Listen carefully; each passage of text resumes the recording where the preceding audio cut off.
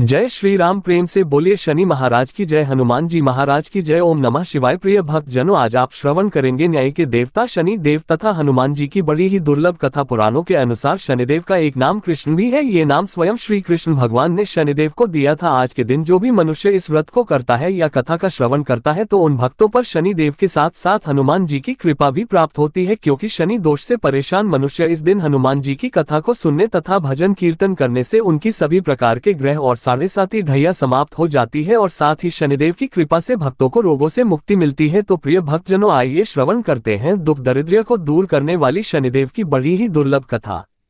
चलो कथा सुनाते हैं। किसी गांव में एक बहुत ही विद्वान ब्राह्मण रहा करता था। एक दिन रात्रि में उसने सपने में देखा कि एक नीला वस्त्र पहने हुए बहुत ही दिव्य पुरुष उसे कह रहा है कि हे ब्राह्मण देवता, मैं तुझे लगूंगा। अब देखिए, ये सपना उस ब्राह्मण को रोज दिखाई देता। इससे वह परेशान हो गया और दुबला पतला होने लगा। उसका स्वास्थ्य बहुत ही गिरने लगा। एक दिन उसकी पत्नी ने कहा, देखिए मैं आपको कितना अच्छे से खिलाती पिलाती हूँ, मेवा मिचड़ी खिलाती हूँ, दूध मलाई खिलाती हूँ, अच्छा भोजन आहार पकाकर खिलाती हूँ, फिर भी आप इतने दुबले पतले क्यों होते जा रहे हैं? इसका क्या कारण है? प्रिय भक्त जनों, उस ब्राह्मण ने अपनी पत्नी से अपना सारा हाल बताया कि मेरे सपने में एक नीले कपड़े पहने हुए बहुत ही दिव्य पुरुष आते हैं। वे मुझसे कहते हैं कि हे ब्राह्मण, मैं तुझे लगूंगा। अब यही सोचकर मुझे भूख प्यास नहीं लगती, मैं दुबला होता जा रहा हूं। तब ब्राह्मणी ने कहा, हे पतिदेव, मुझे लगता है कि आपको शनि भगवान दर्शन देते हैं। आपके ऊपर शनि की दशा शुरू होने वाली है, इसलिए आपको वे सचेत करते हैं। अवश्य ही वे शनि महाराज हैं। अब की बार जब दिखे तो आप उनसे कहिएगा कि आप मुझे सिर्फ सवा पहर ही लगना। प्रिय भक्त जनों, उसी दिन जब रात्रि होती है तो ब्राह्मण फिर से सोता है और उसके सपने में शनि भगवान दर्शन देते हैं और कहते हैं, हे ब्राह्मण, आज मैं तुम्हें लगूंगा। तब ब्राह्मण ने कहा, हे भगवान, यदि आप लगना ही चाहते हैं तो लग जाए, लेकिन ये बताइए भगवान, आप कितने दिनों के लिए लगोगे? तब शनिदेव ने कहा, हे ब्राह्मण, तुम्हारे ऊपर साढ़े साती शुरू होने वाली है, मैं तुम पर 7 साल के लिए लगूंगा। तब ब्राह्मण ने कहा, क्षमा कीजिए भगवान, इतना भारी तो मुझसे झेला नहीं जाएगा, 7 साल बहुत है भगवान। तब शनिदेव बोले, अच्छा 5 वर्ष के लिए लगूंगा। तब ब्राह्मण ने कहा, शनि महाराज, ये भी मेरे लिए ज्यादा है। शनि भगवान बोले, तो ठीक है, 2.5 साल का लग जाओ। ब्राह्मण ने फिर मना कर दिया। तब शनिदेव कहने लगे, सवा पहर का लगूंगा तो ठीक रहेगा। प्रिय भक्त जनों, उसे सवा पहर की शनि की दशा लग गई। ब्राह्मण ने नींद से उठते ही अपनी पत्नी से कहा, देखो मेरे सवा पहर की शनि की दशा लगी है, इसलिए मैं जंगल जाकर समय बिताऊंगा। तुम मेरे खाने पीने का सारा सामान बांध दो और मेरे पीछे किसी से लड़ना मत, घर में बैठी रहना, बच्चों को भी कहीं मत जाने देना और इस सवा पहर में किसी को गाली भी मत सुनाना। ऐसा कहकर ब्राह्मण अपने घर से जंगल की ओर चल दिया। जंगल में ब्राह्मण एक पीपल के पेड़ के नीचे बैठ गया और हनुमान जी का पाठ करने लगा। एक पहर बीत गया तो ब्राह्मण ने सोचा बाकी का समय तो रास्ते में ही बीत जाएगा। सुबह वहां से चल दिया और रास्ते में चलते हुए उसे एक सब्जी मंडी दिखाई दी। उसने सब्जी मंडी में से एक बड़ा सा कद्दू खरीदा। कद्दू खरीदकर अपनी चादर में लपेटकर वहां से चल दिया। तभी रास्ते में शनि महाराज एक साधु का वेश बदलकर उसके पास आते हैं और कहते हैं, तुम्हारे चादर में क्या है? ब्राह्मण ने कहा, हे साधु महाराज, मेरी इस चादर में तो कद्दू है। साधु ने कहा, अच्छा कद्दू है तो दिखाओ। जब ब्राह्मण ने अपना चादर दिखाया तो आश्चर्य, उसमें तो उस राज्य के राजा के बेटे का कटा हुआ सर था। ये देखते ही साधु महाराज, जो कि शनिदेव थे, उस ब्राह्मण को लेकर राज दरबार में पहुंच गए और राजा से कहने लगे, महाराज ये देखिए, ये दुष्ट दुराचारी आपके पुत्र की हत्या करके उसके सिर को काट के अपने चादर में लेकर घूम रहा था, इसे आप दंड दीजिए। प्रिय भक्त जनों, राजा ने जब सुना कि उस ब्राह्मण ने उसके पुत्र को मार दिया है, राजकुमार की हत्या कर दी है, तब राजा बहुत ही क्रोधित हुआ। उसने कहा, मुझे मत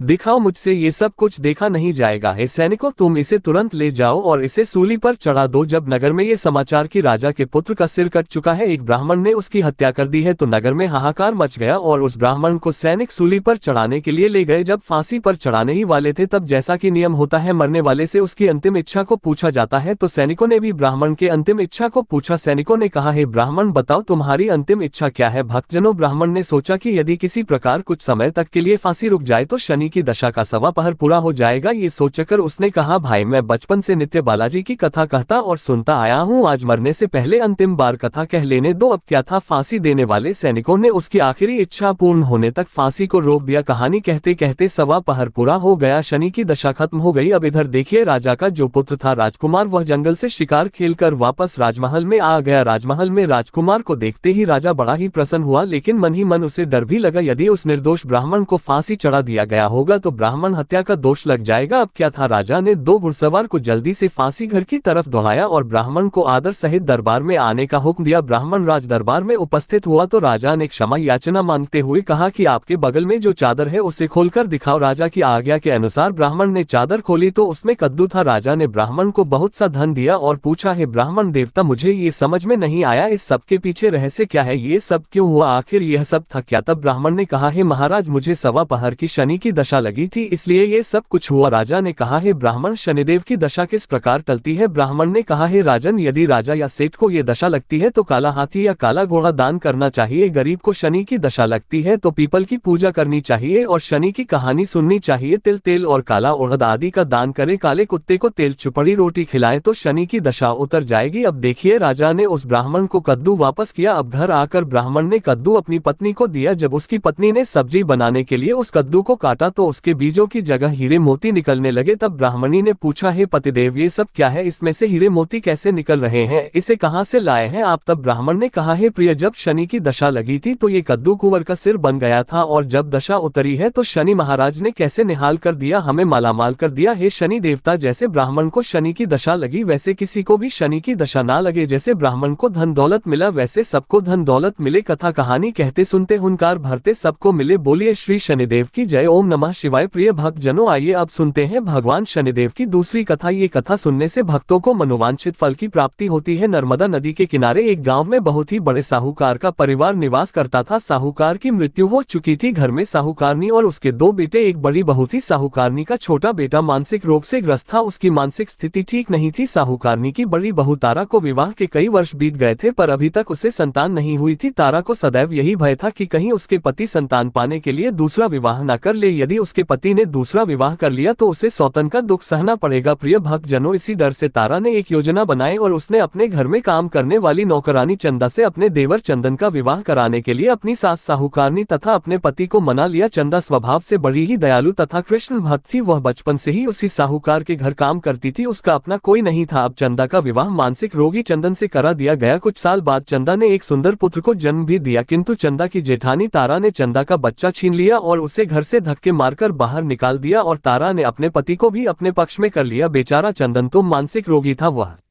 कर भी क्या सकता था और वह साहूकारनी चाहकर भी कुछ न कर सकी। प्रिय भक्त जनों, दरअसल ये तो तारा की चाल थी। उसने तो कभी चंदा को अपनी देवरानी माना ही नहीं। वह तो सिर्फ चंदा से उसका बच्चा लेना चाहती थी ताकि उसे पालपस कर अपना नाम दे सके। अब देखिए, चंदा के बार बार रोने गिड़गिड़ाने पर भी तारा नहीं मानी और उसे उस गाँव से ही निकाल दिया। अब चंदा गाँव गाँव भटकने लगी। भटकते भटकते वह कृष्ण जी के एक पुराने मंदिर में पहुंच गई। वहीं पर उसने प्रभु से न्याय की गुहार लगाई। वह अपना सर भगवान की चौखट पर पटकने लगी और लगातार ओम कृष्णाय नमः मंत्र का जाप भी करती रही। प्रिय भक्त जनों, उस स्त्री की करुण पुकार न्याय के देवता शनिदेव ने सुनी तथा भगवान श्री कृष्ण के आदेश से तुरंत चंदा के पास उपस्थित हो गए और साधारण मनुष्य का रूप धारण करके उसे अपने आप को कष्ट न पहुंचाने के लिए कहा और कहा, है बहन, तुम भगवान श्री कृष्ण पर विश्वास रखो और ओम श्री कृष्णाय नमः मंत्र का जाप करती रहो। तुम्हारा अवश्य ही कल्याण होगा। तुम्हारे जो भी दुख है सब भगवान श्री कृष्ण हर लेंगे और शनिदेव की कृपा से तुम्हारा मंगल होगा। ये सुनकर चंदा भगवान श्री कृष्ण की आराधना में लग जाती है और शनिदेव का ध्यान करते हुए ओम कृष्णाय नमः मंत्र का जाप करने लगी। अब शनिदेव एक साधु का वेश बदलकर साहूकार के घर पहुंच गए और अलख निरंजन का अलख जगाने लगे। तब घर से बाहर साहूकारनी निकली और उसने भिक्षा देकर उन्हें प्रणाम किया। तब साधु रूपी शनिदेव ने कहा, हे देवी, मैंने सुना है आपके घर में कोई मानसिक रोगी है। मैंने 7 सालों से हिमालय के जंगलों में भटकते हुए बहुत ही दुर्लभ जड़ी बूटी इकट्ठी की है जो हर प्रकार के रोगों को समाप्त कर देती है। यदि आप कहें तो मैं आपके घर के मरीज को ठीक कर सकता हूँ। प्रिय भक्त जनों, उस साहूकारनी ने कहा, हे महात्मा, अहोभाग्य जो आप यहाँ पधारे। हाँ महाराज जी, मेरा छोटा बेटा जो कि दिमागी रूप से बीमार है, आप उसे ठीक कर दीजिए। आप जो चाहेंगे मैं वह आपको दूंगी। आइए घर के अंदर आइए। साहूकारनी ने अपने बेटे चंदन को साधु महाराज को दिखाया जो अब चंदा के चले जाने से बहुत ही दुखी था। साधु महाराज ने अपने कमंडल से जल निकालकर उसे अभिमंत्रित करके चंदन को पीने के लिए दिया। उस जल को पीते ही चंदन बिल्कुल ठीक हो गया और साधु महाराज ने तारा को भी बहुत समझाया कि वह चंदा का बच्चा उसे वापस कर दे और अपनी गलती को स्वीकार कर ले, किंतु नहीं मानी। वह तो उल्टे ही साधु महाराज को डांटने लगी, यहाँ तक कि चंदन के ठीक होने से उससे ईर्ष्या करने लगी। इस बात से रुष्ट होकर भगवान शनिदेव की दशा तारा को लग गई और वह मानसिक रोगी हो गई। उसका एक हाथ लकवा से ग्रस्त हो गया। साधु महात्मा के बताए अनुसार चंदन अपनी पत्नी चंदा को घर ले आया और अपनी पत्नी, बच्चे और माँ के साथ हंसी खुशी जीवन व्यतीत करने लगा। प्रिय भक्त जनों, तारा को शनिदेव ने उसके कर्मों का फल दिया और चंदा के सिर्फ ओम कृष्णाय नमः मंत्र का जाप करने से उस पर कृपा बरसाई और उसका बच्चा, पति, परिवार वापस मिल गया। उसका पति भी स्वस्थ हो गया। जय शनिदेव, जय जय शनिदेव, ओम नमः शिवाय। प्रिय भक्त जनों, साढ़ेसाती क्या होती है, इससे लोग क्यों डरते हैं? ये सही है कि साढ़ेसाती के समय व्यक्ति को कठिनाइयों और परेशानियों का सामना करना पड़ता है, किंतु इससे डरने और घबराने की कोई बात नहीं। इसमें कठिनाई और मुश्किल हालात जरूर आते हैं, परंतु इस समय व्यक्ति को कामयाबी भी मिलती है। बहुत से व्यक्ति साढ़ेसाती के प्रभाव से सफलता की ऊंचाइयों पर पहुंच जाते हैं। साढ़ेसाती व्यक्ति को कर्मशील बनाता है और उसे कर्म की ओर ले जाता है। अभिमानी, हठी और कठोर व्यक्तित्व वाले व्यक्ति से यह काफी मेहनत करवाता है। साढ़ेसाती के 3 चरण होते हैं। साढ़ेसाती का पहला चरण नजदीकी रिश्तेदारों और जातक को प्रभावित करता है। साढ़ेसाती का दूसरा चरण व्यापार और गृहस्थी को प्रभावित करता है। साढ़ेसाती का तीसरा चरण परिवार और स्वास्थ्य को प्रभावित करता है। भगवान शनिदेव न्याय के देवता है। ये कभी भी किसी को ऐसे ही दंड नहीं देते। यदि दंड देते हैं तो उसे उसके साथ बहुत ही बड़ी शिक्षा भी देते हैं। जैसे एक माता अपने पुत्र की गलती पर उसे दंड देती है उसकी भलाई के लिए, उसे सही मार्ग पर जाने के लिए, ठीक वैसे ही शनिदेव कर्म और न्याय के पथ पर चलने के लिए मनुष्य को दंड देते हैं ताकि वह डरकर आगे ऐसा कार्य न करे और अपने जीवन को सरल और सार्थक बनाए। भगवान शनि देव तो न्याय की मूर्ति है। इनकी पूजा और भक्ति करके व्यक्ति धन ऐश्वर्य से